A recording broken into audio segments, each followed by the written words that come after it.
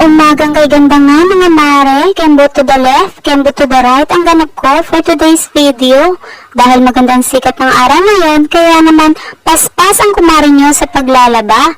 Siyempre, makahabol sa init ng araw, matuyo pa sa maghapon. Naisip ko mga mare na iba talaga kasi ang amoy ng nilabhan kapag tuyo kay haring araw. Oo, mabango siya, promise. At sa mga oras nga na ito, mga mare ay humigit kumulang na mga 11 na siguro. Oo, kaya naman isasabay ko na ang pagluluto sa aking paglalaba. O diba, superwoman talaga ako. Ay naku mare, come to think of it, mami, pailan-ilan pa na bumibili niyan ha?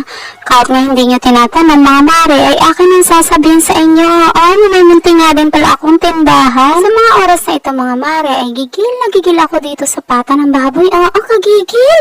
Abay, ginamitan ko na nga ng gulok. Nagkataon nga pala na nagpakatay ako ng baboy, kaya kinuha ko ng paa. At mukhang masarap isigang. Kasama ng makulit na pusa na ito sa aking tabi? Abay, kanina pa pabalik-balik? Gutom yan, ha?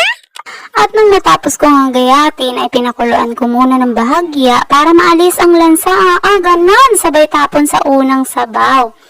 At habang pinapalambot ko nga itong mga karne, ay hinihimay ko na itong sitaw at okra. Para mabilis, lagay na lang mamaya.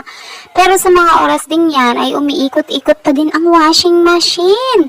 O diba, ang galing ko, alam kong relate na relate din ang ibang nanay dyan. Itinabi ko nga pala yung ibang okra at sitaw para may magamit ako ulit sa susunod kong pagluluto. Ilalagay ko na lang muna sa rep. Ganun talaga mga mare, kailangan palagi tayong kuripot.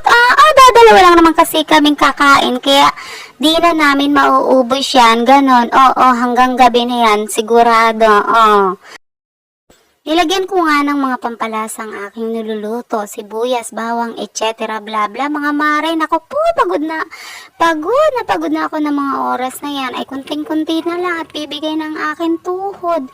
Pero syempre, tuloy lang. At ayan na nga mga mare, natapos na din ako sa wakas. Tapos na ako maglaba, tapos na rin ako magluto. Ito nga ay masaya na ang aking anak na lamonera. O diba? Ang bilis ko nakatapos. Ay, ang sarap nga sa pakiramdam na makita mong wala ng laman ang lagayan ng labahan. Diba mga mare? Siya, hanggang dito na lang, babush. Maraming salamat sa panonood. Hanggang sa susunod. Paalam.